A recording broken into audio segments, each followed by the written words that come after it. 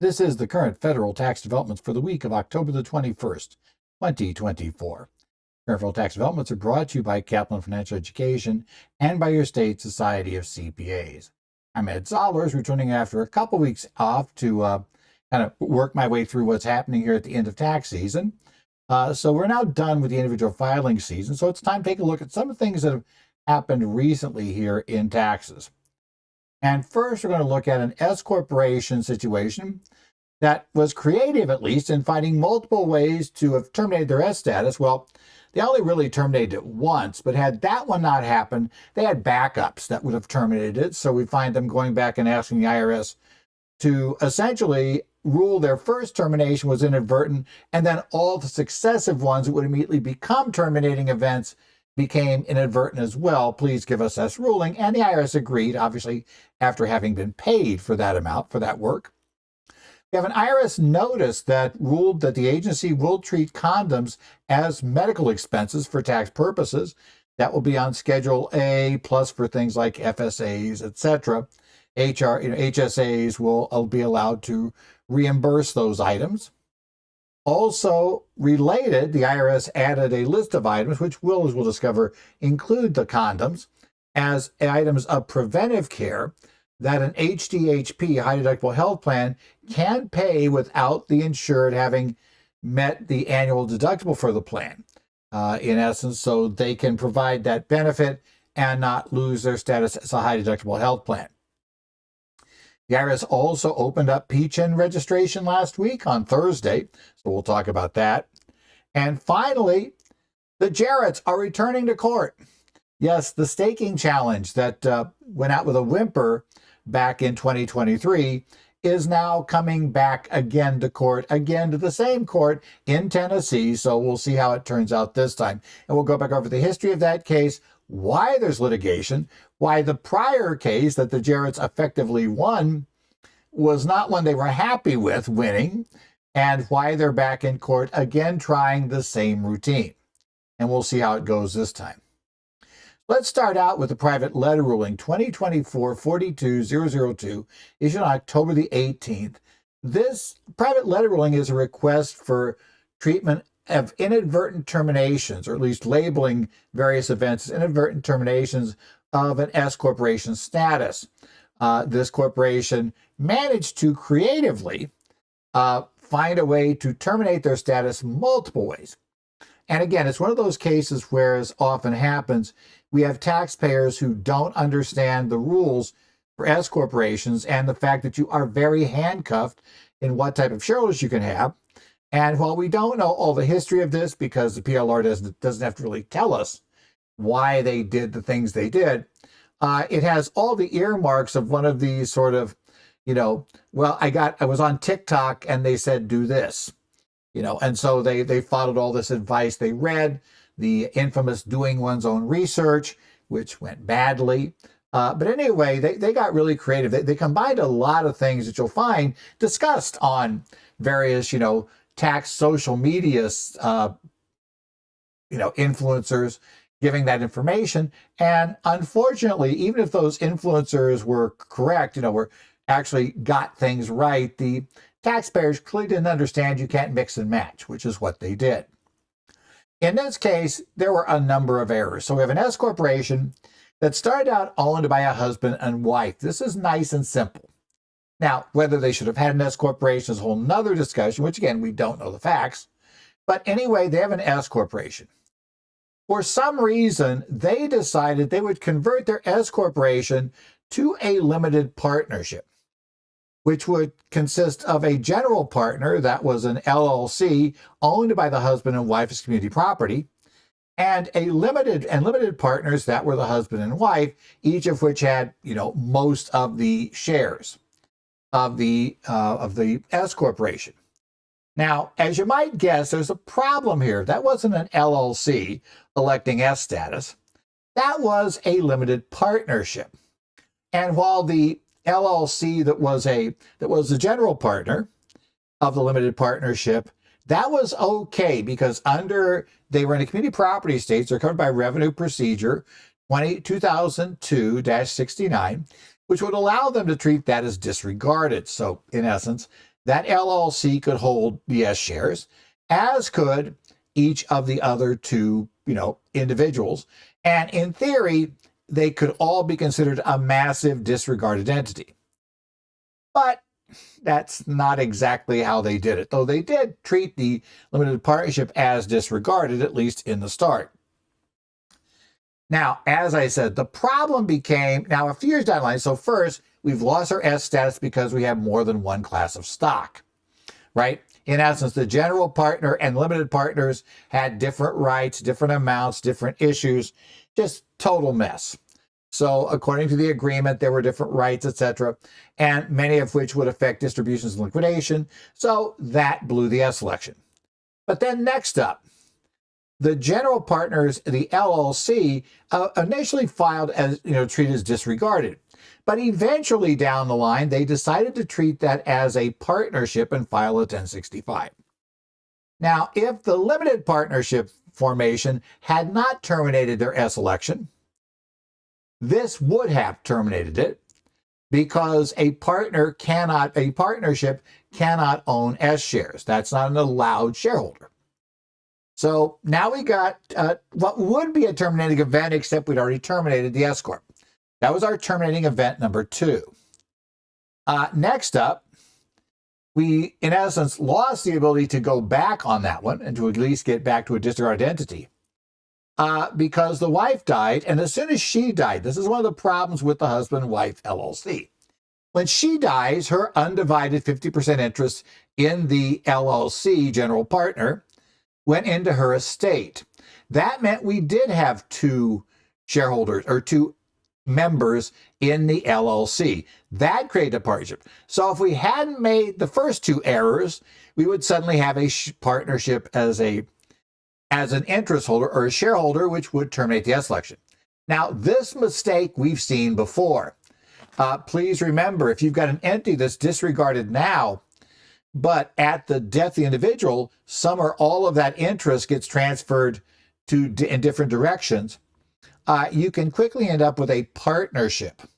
And once you have a partnership, because you had discarded entities, I think the one time I remember before was a case where they had both an intentionally defective grantor trust as one of the owners of the shares, plus the, which was, there was an LLC that had a intentionally defective grantor trust owning most of it, and then the original owner, shall we say, owning the other part of that. Well, that's great, but when he died, the defective grantor trust converted into just a standard trust. That was not a revocable trust, so it couldn't be combined with the estate. So now you have an estate and a trust, which is a partnership again, which blew it. So we had this problem. And just for good measure, before all of this got discovered, the husband died. So now we have, again, a partnership with 2 estates. I suspect at the end of all this, counsel came in, somebody got aware of what was happening, and at this point, at least, the problem was discovered. Now, it might have been counsel working for the estate, where there's going to be this kind of problem now that we have a C corp with potentially years of unfiled C returns and unpaid C taxes, and we may have wanted to clean that up. Or it could have been the more traditional route where there was a buyer showed up. That they went out to sell this thing, a buyer showed, did their due diligence, which is how these things tend to come about, and suddenly said, we're not buying this thing unless you get this cleaned up, because we're not taking on the potential liability for those unpaid C corporation taxes. As you quickly discover, public companies do not take responsibility for errors they did not make. They are not going to just say, it's unlikely, they'll never raise it. Well, no, they will take no risks. If they didn't cause the problem, they're not taking the risk. You want to sell your company, you get rid of the problem. You cause the problem, you fix the problem. And as I said, I've always found it amazing that we as tax advisors all too often want to take ownership of a problem we had nothing to do with. Right? The public companies have the right idea here. You didn't cause the problem, don't take ownership of the problem. Right? Tell the clients this is wrong, tell them they need to fix this.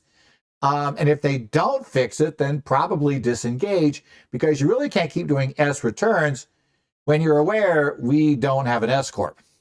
It was blown years ago and nobody got inadvertent termination relief because this is one of those things you do have to file for the private letter ruling and pay for it. In most cases, to get inadvertent relief, especially when your problem is, even under the relief provision the IRS gave a couple of years ago, that allows some of these to be saved on their own without going for the PLR route. If the problem is documents, that's not covered by the ruling that came back. Was it 2022? We had a ruling that opened this up. That's not covered by that. Document problems are not covered. You have to go get the private letter ruling if it's a document problem. And whenever people do LLCs for S corporation status, they start playing this game, we all too often, our problem becomes a document problem. And those cost money to fix. So what they did, they went ahead and they asked for a private letter ruling to treat all the terminations as inadvertent. When they discovered the problem, they moved everything around, they reorganized, they went back to, I believe it said corporate status, and essentially the two estates became the shareholders, right? And everything worked back and everything was fixed on anything open to let them, because it always reported as if it flowed through. So their tax returns were in line with that being the structure. We now just converted to that being officially what's happening. The IRS did agree that, okay, the terminations were inadvertent. You know, stupidity can cover a lot in these cases and usually does. So we've got an inadvertent termination. We're fine. So the S status is returned, which is great, except of course our problem is we had to pay for the ruling. That is a major problem because these are 5 figures, as I recall, at least to get started. So plus, especially if it was discovered the due diligence team of a buyer, you're probably going to be paying a Big 4 accounting firm to shepherd the PLR request through the IRS because they're not going to trust you because you and your advisors already filed this up. So they're going to say you got to have them do it, have them get the ruling, we'll accept that, right? And that's how you're going to have to go back and do it. And of course, in those cases, the client who now is upset that nobody told them about this, you don't want to be their advisor. You especially want to be the advisor who, you know, when mom and dad were alive, said, oh, we'll ignore it. The IRS will never catch it. Yeah, the IRS is not your problem. I've said it more than once in these cases. That's not your problem. Your problem is that due diligence team and when they come out. So with the relief, the big thing is be sure with all of your clients to keep an eye on whether the shareholders remain eligible ones for S status. And be sure the clients understand the restrictions. They are not to change, get new shares, form new entities, create new structures. I don't care what you read on the internet. We got to have a discussion or you're going to blow your S status. And someday you get this buyer who wants to pay you this insane amount of money that you just great. And then they find this out and they won't go forward until you fix the problem and pay for the fix. So to avoid that, we're going to go back, get this done, and it's going to be very clear that I told you this was a problem. You decide to ignore the problem. Well, I don't really want to be associated with you. I will have my files that I had a letter telling you this is a problem. And that could turn out to be a problem for you if the IRS discovers that letter, because honestly, that would show you were aware of it, and then you're probably going to be considered in bad faith asking for a ruling later. So, yeah. At that point, then your only way to fix it as far as the public company is concerned is to go back and file all those old returns, pay all the penalties, and yeah, that's going to get expensive. Next up, the IRS Notice 2024-71 that came out on the 17th of October. In this case, the IRS is ruling about whether condoms qualify as medical expenses under the Internal Revenue Code, specifically Section 213D. And the notice is really just like a one-liner when we actually get to the point of, the ruling, the guts of the ruling. It simply says that they will treat condoms, purchase of condoms, as payments for medical care under IRC 2013D.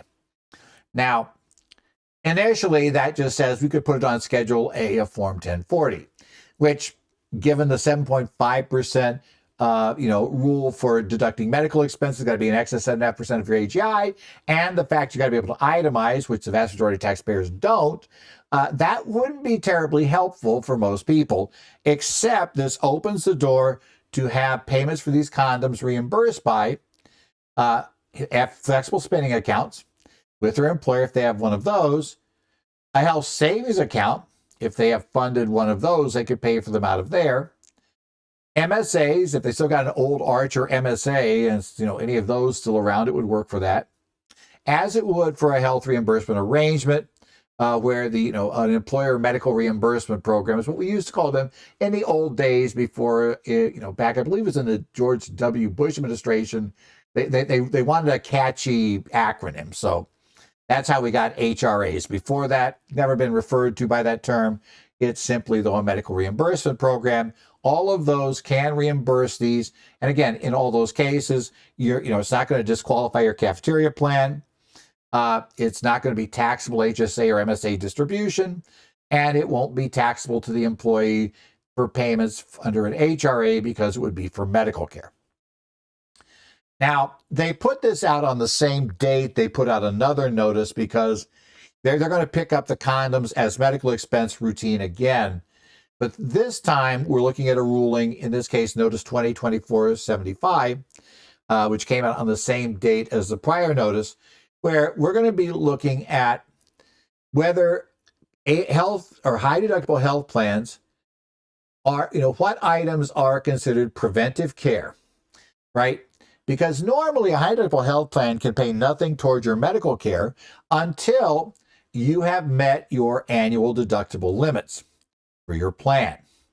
However, as part of the Affordable Care Act, added Section 2713 to the Public Health Act. That provided that all medical plans must provide preventive care services and pay for them regardless of, any deductibles that might exist. Now, that obviously created a bit of a conflict. So in 2013, in Notice 2013-57, the IRS ruled that payments for such items by a high deductible health plan would not disqualify the plan from meeting the HDHP status as long as it limited to the amounts to be reimbursed to the preventive care items that were considered preventive care. Now, in this case, the IRS is going to add to the list of items that are considered preventive care. And this adds first, certain oral contraceptives will be added to the list, so a plan can pay for that. Also added will be male condoms. Told you that was the relationship back to the others to rule condoms are medical because preventive care has to be medical. So they're going to rule that condoms are medical care. The rest of the things in this list pretty clearly were already generally accepted as medical care. Nobody would worry about where the IRS would or would not allow that to be deducted. So that was probably why the male condom list got on there, that first ruling. Breast cancer screenings other than mammograms can be reimbursed. Certain continuous glucose monitors and select insulin products that have been added as basically as preventive care items. So you might want to take a note. The notice is in question and answer format for each of these, describing how each one is covered. Goes on for 11 pages. It's not hugely long, but it does walk you through some details for each one of those.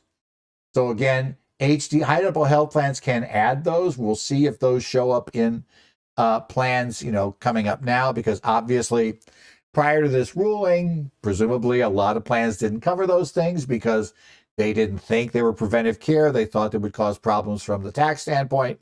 So we'll see how all of this works going forward. It is that time of year again. We're done with the extended filing season.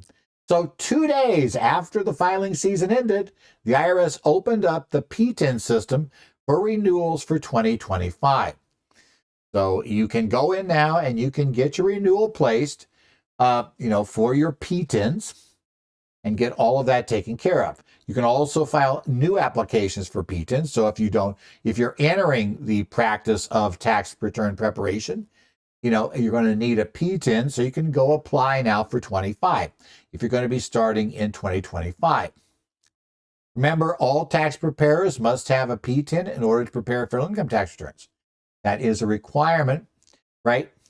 There continues to be a fee. I believe it was $19.85 for your renewal.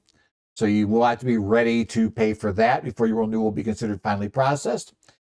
Generally, you can pay for it with credit card online.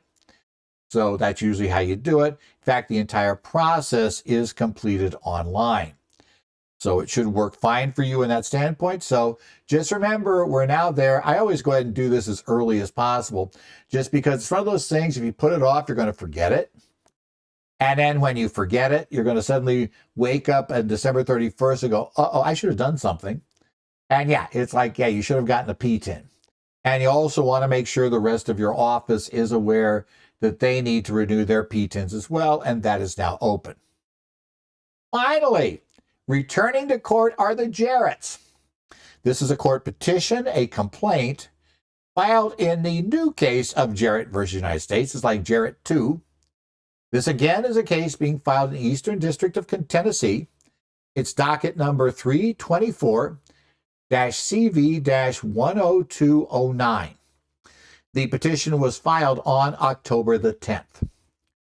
Now, this petition is a follow-up, and basically it's a case that's very similar to a case that Jarretts had previously litigated in the same district court.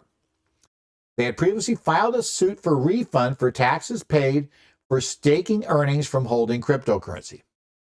Those of you who have clients involved in crypto know that we have generally moved from proof of work to staking as a way to basically create new cryptocurrency. And so in this case, when you stake, you effectively pledge cryptocurrency, and that pledged currency is what makes sure that, in essence, that you effectively participate, or you're in a pool that's going to participate in the system that adds transactions to the ledger. And this is meant to ensure that by doing staking, you're risking those if in fact you're not adding things properly and you're creating some sort of fraud and you get caught. And the system is set up pretty much to have everybody check your work so you get caught. But also then it awards every time something gets added to the blockchain.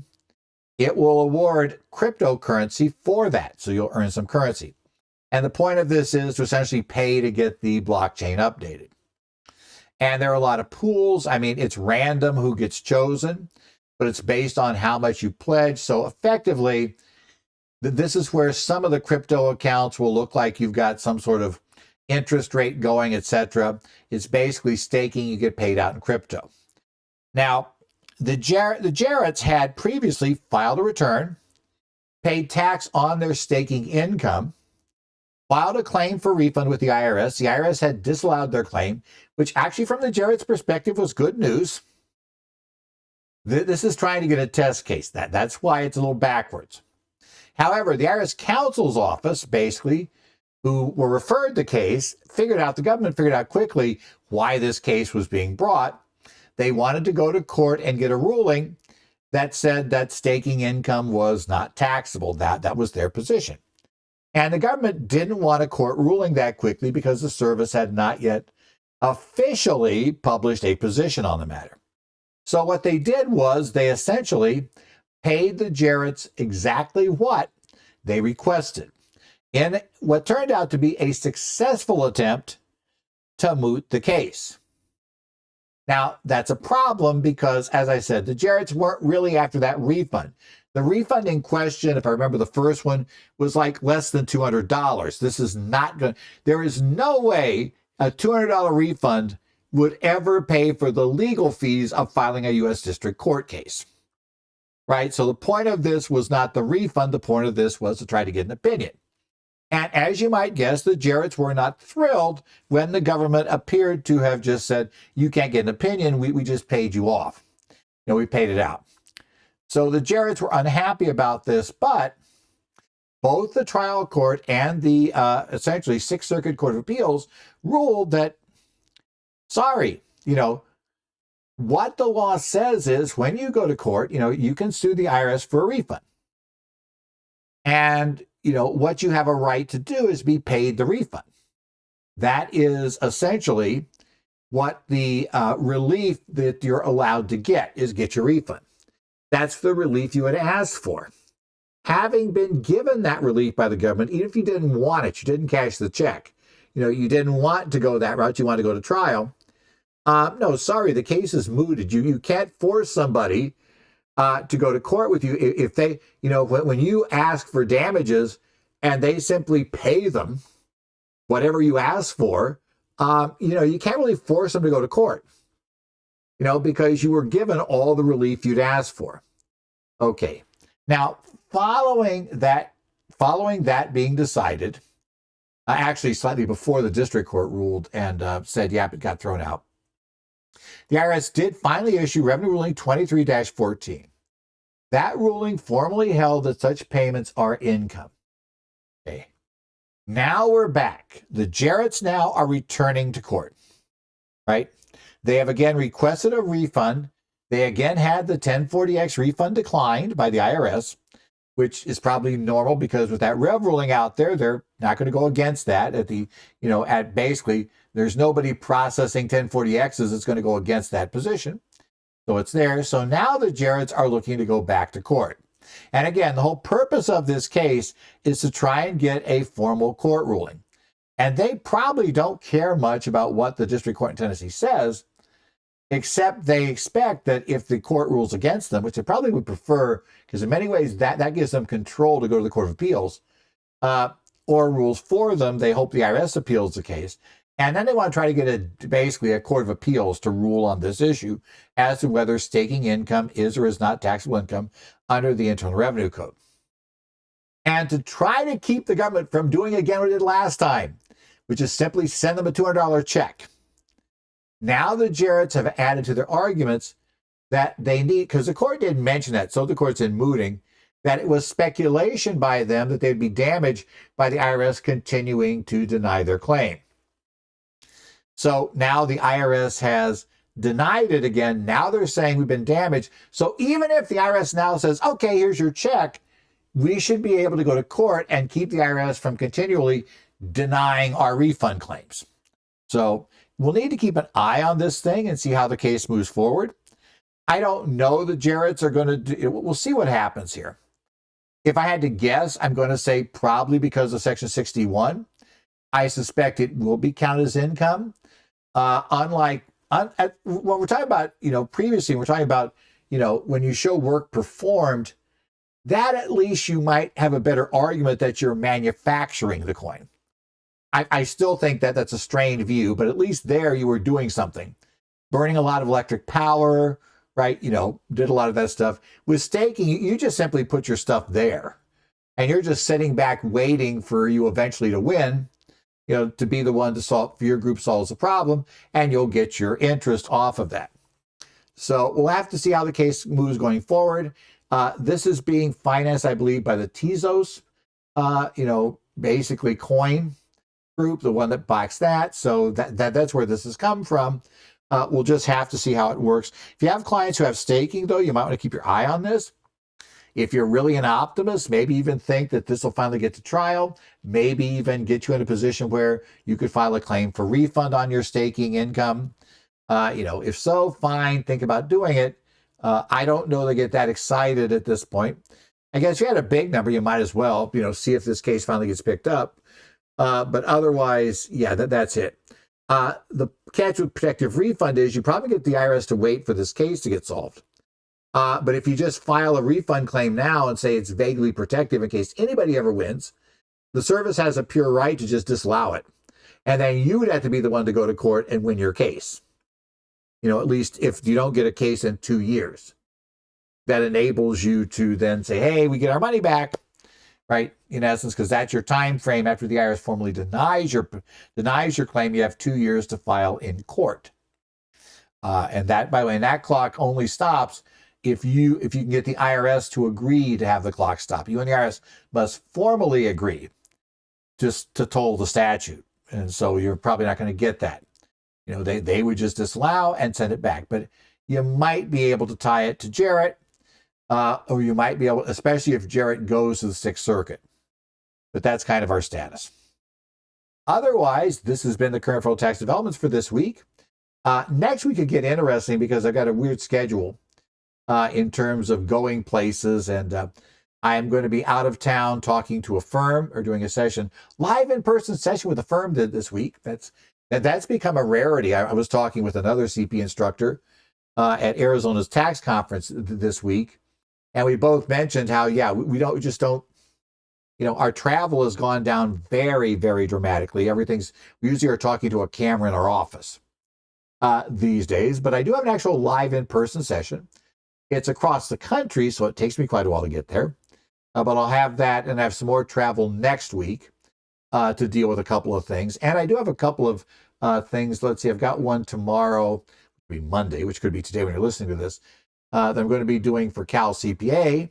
So I got a few things happening and going on. Otherwise, thanks for tuning in here. We will hopefully be able to continue to post this every week. Like I said, I'm hopeful next week, though I'm have to record on the road, that we'll be able to get this up and going. And so we will see you hopefully next week with a new update as we work through here under current federal tax developments.